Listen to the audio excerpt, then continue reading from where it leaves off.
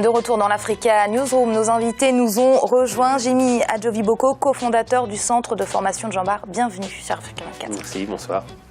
Eric Fabre, président de Black Star, merci d'être avec nous. Merci, bonsoir. Et Nourdine Sali, éditorialiste. Bienvenue. Bonsoir. Et tout de suite, c'est le dossier du jour.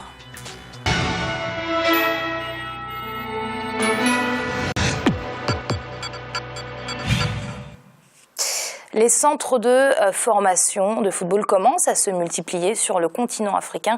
De vrais outils pour former des footballeurs de renommée internationale, mais aussi un outil de développement social. Reportage de nos correspondants El Hadj Ndiaye et Douglas Toutoum. L'Afrique compte de plus en plus d'écoles de football. Le temps où le jeune footballeur africain se formait dans la rue et sur des terrains sablonneux est aujourd'hui passé de mode. Les enjeux financiers et politiques autour de la pratique du football sont devenus tels que l'organisation de la formation du jeune footballeur africain passe pour être incontournable aujourd'hui. Dès lors, les écoles de football commencent à avoir pignon sur rue en Afrique. C'est le cas en Côte d'Ivoire avec les académiciens, au Cameroun avec la fondation Eto Samuel Sport, au Sénégal avec Jambar ou encore le Gabon avec les jardins du football qui misent sur la formation de la petite catégorie. D'anciens footballeurs d'Africains comme Salif Keita, Abidi Pelé ou encore Ndong Parfait ont décidé eux aussi de s'investir dans le créneau de la formation des jeunes. Pour la formation des futurs footballeurs, le Gabon compte 3 écoles et de nombreux centres de formation. Ce pays d'Afrique centrale se positionne petit à petit aujourd'hui comme un véritable vivier du footballeur de demain. Ici, dans ce centre, les jardins du football basés à Libreville et qui profitent des installations léguées par la CAN 2012, les cours pratiques sont au cœur du dispositif de formation. C'est une école de football qui a pour but de pouvoir promouvoir le sport roi ici au Gabon, en prenant dans des catégories assez basiques. Donc nous avons les 6 ans qui font l'initiation à la chose du football. Nous avons les minimes, nous avons les cadets, nous avons les juniors, nous avons la D3. Le succès du football africain est devant les performances des footballeurs du continent. Dans les championnats les plus relevés, les clubs européens sont très intéressés par les footballeurs originaires d'Afrique. Et pour mieux valoriser leurs offres, les centres de formation de football allient aujourd'hui sport et études. C'est le cas du centre Académie Génération Foot de Dakar. Situé à plus de 35 km de la capitale sénégalaise, le centre, construit sur 14 hectares, compte 11 bâtiments, des dortoirs pour les pensionnaires, 3 terrains de football et des salles de musculation. Le centre compte également des salles de classe pour dispenser aux jeunes un programme scolaire. Le football appelle beaucoup de réflexion et d'analyse. Et à partir de ce moment, je pense que allier les deux ne ferait qu'accroître les possibilités, en tout cas de compréhension chez le joueur et d'en faire un joueur capable de réflexion. Et s'il n'y a pas cette base intellectuelle, je crois qu'on aura beaucoup de problèmes. Pour certaines écoles de formation de football comme le Collège africain sport-études, le CAS, le fait d'intégrer un volet pédagogique dans le programme des écoles de formation des futurs footballeurs est un atout indéniable, car la maîtrise des aspects techniques nécessite un certain niveau d'études. Le sport est devenu très technique. Vous avez vu que le niveau est très élevé. Ça demande une certaine forme d'intelligence maintenant, le sport de haut niveau. Ça demande de comprendre comment les choses fonctionnent. Ça demande une ouverture parce que souvent, c'est des jeunes qui vont vers l'Occident. Certains pays africains ont très vite compris l'impératif d'allier le sport et les études. Le Gabon compte des centres de formation qui s'inscrivent dans ce schéma. C'est le cas du centre de formation 105 à Libreville. Nous avons des joueurs internes et externes. C'est-à-dire, vous avez des joueurs qui sont inscrits dans notre école. Vous avez des joueurs qui ont été détectés à l'extérieur. Et le tout, c'est un jumelage. Pour cette pépinière du football, l'apprentissage des techniques de maîtrise du ballon est plus qu'une simple distraction. C'est la marche vers un rêve qui ne peut se réaliser que grâce au travail et l'abnégation. Messi, Cristiano Ronaldo, Didier Drogba, en passant par Samuel Eto'o ou encore El Hadji Diouf, sont autant d'idoles pour ces jeunes. Depuis que je suis ici, j'ai appris à jouer à une touche de balle, jouant en remise avec les autres. Je souhaite être comme Cristiano Ronaldo parce que tout simplement son jeu m'intéresse. Il a une bonne conduite de balle et pour moi c'est le meilleur joueur du monde. Le Gabon accueille aussi le centre de formation Samuel Eto'o Football Academy, créé par l'international camerounais Samuel Eto'o. L'école reçoit plusieurs pensionnaires dans ses locaux situés au quartier Nzeng Ayong de Libreville. Elle a ouvert ses portes en février 2012. Cependant, la première école de formation du Gabon est basée à Port-Gentil, capitale économique du pays. L'international gabonais Alexandre Ndumbu y a fait ses premiers pas. Au-delà de la formation de joueurs, ces centres profitent du football pour forger des hommes, car si seulement 10% des jeunes qui entrent pleins d'espoir ressortent avec un contrat de joueur professionnel, les autres peuvent réussir une reconversion socio-professionnelle avec les diplômes obtenus durant leur formation. Pour les autres, qui ne vont pas être professionnels, c'est avoir une intégration dans la société qui leur permet de faire vivre leur famille plus tard. C'est-à-dire qu'il y a une vraie insertion sociale et c'est développer les capacités d'un gamin le plus loin possible pour le rendre autonome dans le sport et dans la vie. Et ça, c'est vraiment former des hommes, tout simplement. Les difficultés qui minent le football africain sont nombreuses, mais la plus grande est d'ordre structurel. Les Africains l'ont bien compris et c'est pour cette raison que de nombreuses initiatives publiques et privées sont prises sur le continent. Tirer vers le haut les footballeurs africains afin qu'ils tutoient les meilleurs reste à ce jour l'objectif commun de tous les acteurs de la formation des jeunes footballeurs africains. Le continent n'a donc plus de choix que de travailler encore et beaucoup plus pour espérer se hisser au sommet du football mondial. On l'a vu dans le sujet, Monsieur Fabre, les centres de formation commencent à se multiplier sur le continent. On a l'impression que l'Afrique a mis du temps à identifier l'enjeu de ces centres de formation. Non, ce n'est pas tout à fait comme cela. Disons que l'Afrique, le footballeur africain, par le passé, on disait qu'il est doué. C'est autant des Salif Keita, autant des Laurent Pokou et bien d'autres. Après, quand ils sont arrivés ici en Europe, ils ont vu que tout s'apprend. Avoir les qualités de base, c'est bien, mais apporter de la perfection, c'est mieux. Et des centres de formation se sont créés en Afrique, dont un des tout premiers, je peux dire, c'est en Côte d'Ivoire, si mes souvenirs sont bons, en Côte d'Ivoire avec le centre ASEC Mimosa. Et par la suite, ASEC a ouvert la porte. Et les autres y sont engouffrés pour améliorer ce que ASEC leur a apporté. Et je salue mon ami qui est en face de moi parce que c'est un spécialiste. Il va pouvoir parler de ce qu'eux ils ont fait. J'y suis allé, j'ai vu. Et il y a d'autres personnes également sur le continent africain qui se battent avec leurs armes. Mais je peux vous assurer que ce n'est pas facile. Alors, Monsieur Adjovi Boko, je me tourne vers vous. Vous êtes donc à la tête du projet de Jean Bart, un institut de formation au métier du football qui comprend d'ailleurs un volet pédagogique. De quel constat êtes-vous parti pour avoir l'envie d'être à la tête de ce genre de structure? À l'origine, on voulait répondre à une problématique de transfert, pas toujours dans les meilleures conditions, de jeunes footballeurs, souvent mineurs à l'époque d'ailleurs, entre le continent africain et l'Europe. Et avec Bernard Lama, Patrick Vira et Sayer Seck, on s'est dit, si on veut combattre ces trafics de jeunes, il faut qu'on mette en place des structures, mais des infrastructures, des personnes, un vrai projet complet, de manière à ce que les jeunes puissent avoir le même type de formation, la même éducation, la même instruction que ce qu'on peut trouver en Europe. Et comme on est des compétiteurs, on s'est dit, pourquoi faire aussi bien? Il faut chercher à faire mieux. C'est-à-dire que pour nos jeunes, on a toujours cherché à faire comme si c'était nos propres enfants. Et on s'est dit, quand on a monté le projet, qu'est-ce qu'on ferait si c'était nos propres enfants? Alors, Nourdine, je me tourne vers vous. C'est à qui de financer ces centres de formation? On l'a vu, il y a des clubs européens qui investissent, on l'a vu, des personnalités comme vous, du monde du football, et la place de l'État dans tout ça.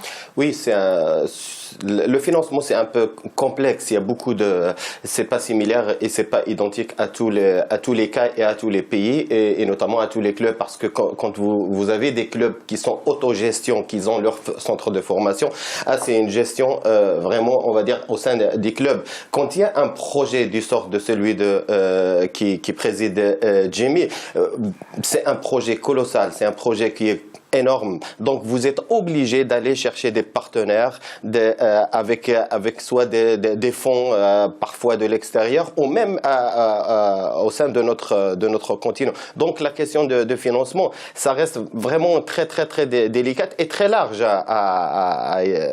Peut-être on n'aura pas beaucoup de temps pour essayer de s'étaler sur la chose. Oui, justement, Monsieur Adjovi Boko, vous avez rencontré ces problèmes de financement ?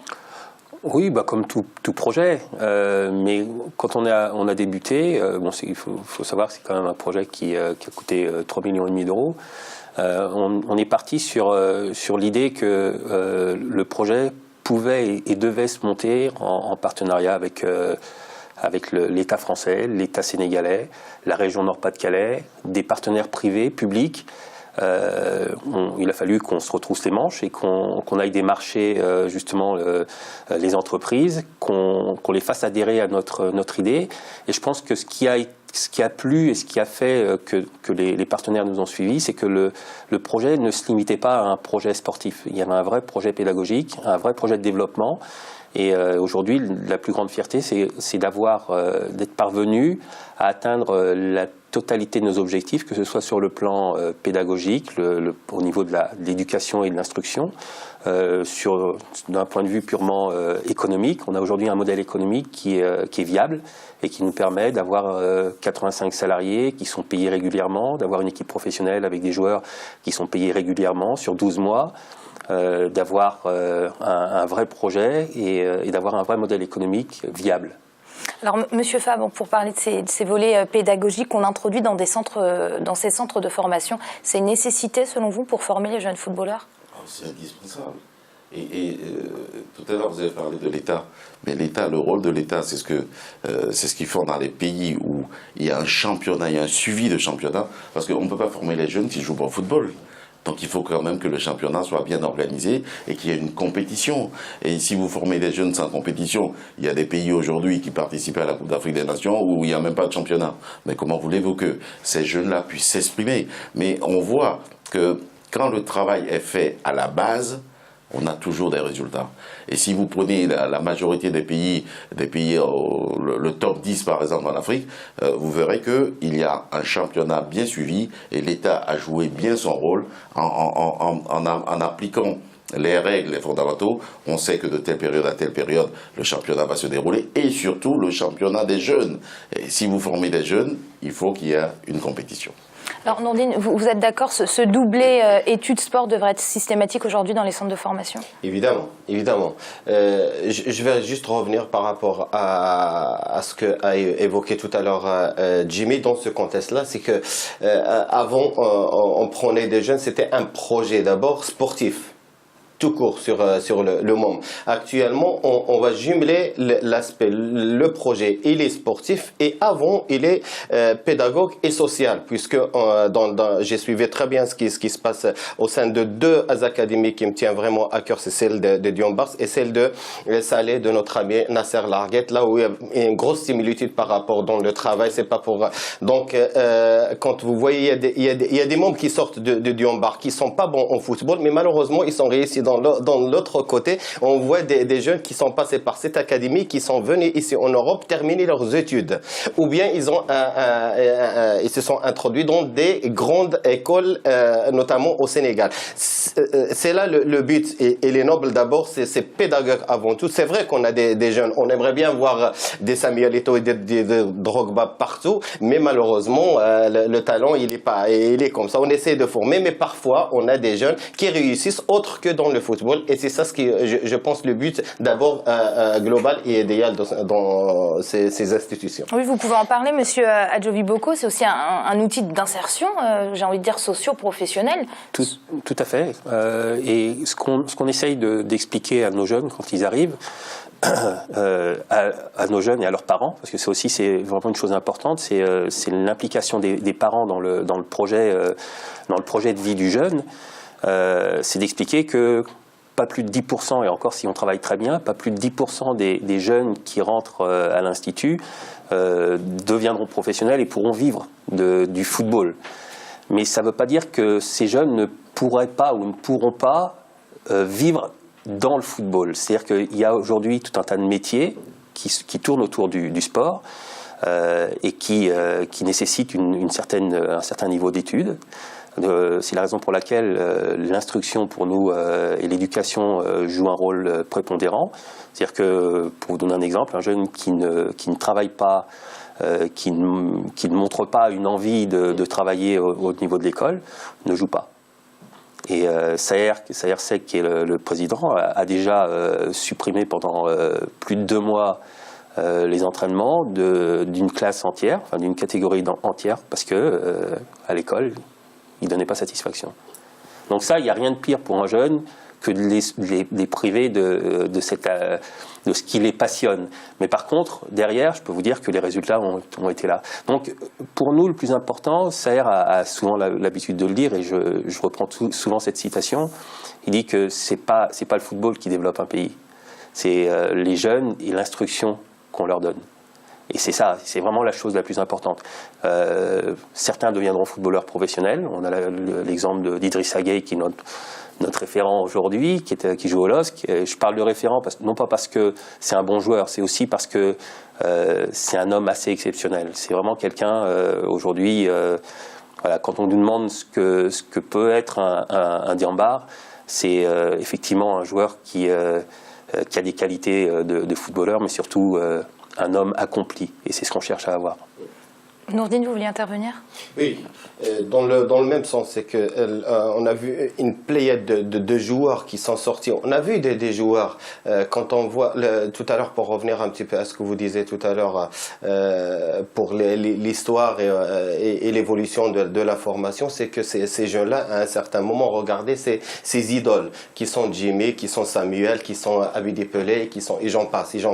Là, quand vous les voyez, c'est pas vos idoles, mais c'est vos éducateurs et vos présidents. Et vous les côtoyez tous les jours. Et vous avez vu l'évolution ou bien le parcours de Jimmy en tant qu'international béninois. Non, actuellement, il est tout simplement votre professeur. Ça veut dire que vous allez essayer de transmettre ce que vous avez à ces gens-là. Mais croyez-moi que ces gens-là, quand ils ont un Jimmy devant eux, ils essayent d'absorber tout ce que le personnage leur octroie en général. Monsieur Fabre? Tout à fait. Quand ces jeunes-là, vous savez, Jimmy et les autres footballeurs représentent quelque chose pour ces jeunes. Et quand ils les voient, quand ils les côtoient, quand ils leur donnent des conseils, mais ils les boivent. Ils ont soif de ces conseils-là. Mais justement, est-ce que ces grands internationaux du football sont conscients justement de ce modèle qu'ils incarnent pour les jeunes? Ils sont très conscients et ils ne demandent qu'à travailler, ils ne demandent qu'à apporter leur savoir, ce qu'ils ont pris, ce que le football leur a donné. Et souvent on le dit dans le football, on redonne au football ce que nous avons eu du football. Mais eux, ils ne demandent que ça. Il faut encore qu'on trouve les infrastructures, que le pays d'accueil, que tous les dispositifs s'y trouvent pour qu'eux également ils puissent s'exprimer. Mais les jeunes sont des demandeurs, ils sont en manque et on doit les pousser à cela. Alors, tout le monde ne peut pas être chef d'État, tout le monde ne peut pas être Didier Drogba, mais il faut que le rêve de l'enfant, que nous, les adultes, nous participons à ce que le rêve de l'enfant puisse s'accomplir. Voilà. Alors, Monsieur Fabre, vous avez un projet qui vous tient à cœur, un match de foot contre Ebola, vous allez nous en parler. Mais tout à fait, on a la chance, on part lundi en Guinée équatoriale pour faire un match de bienfaisance grâce à une association qui est là-bas qui s'appelle Solifoot et grâce également à l'État équato-guinéen, on va faire un match pour combattre Ebola. Vous voyez, le sport mène à tout. Aujourd'hui, vous savez très bien ce que Ebola, les conséquences d'Ebola sur le continent africain. On a sollicité notre numéro 1, Georges Weah, qui a créé la première association contre Ebola, pour que les anciens, les Jimmy, les Roger Mila, les Joseph-Antoine Bell et autres, et j'en passe, qu'on se retrouve tous le mercredi 14 au stade de Malabo pour un match contre Ebola.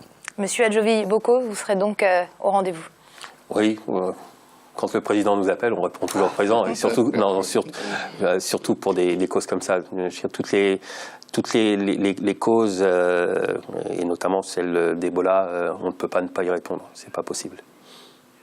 Merci. Et Nourdine, d'ailleurs, vous serez avec nous sur Africa 24 pour commenter les matchs de la CAN 2015. Je vais commencer par commenter ce match-là. Le premier match contre Ebola qui nous tient tous à cœur. C'est vrai qu'il y a, en 2 mots, il y a la Coupe d'Afrique. C'est la plus grande manifestation continentale qu'on a. Mais c'est juste peut-être le message qui veut faire passer notre président. C'est d'abord ne pas oublier qu'il y a 3 ou 4, voire 5 pays qui souffrent de ça et la maladie continue à faire des ravages.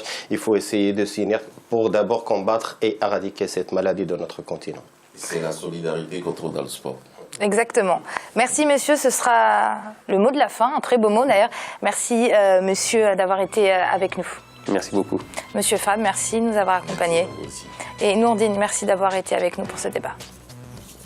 C'est la fin donc de cette deuxième partie. Nous allons marquer une courte pause. On se retrouve très vite sur Africa 24 pour la 3e et dernière partie consacrée à l'actualité économique sur le continent.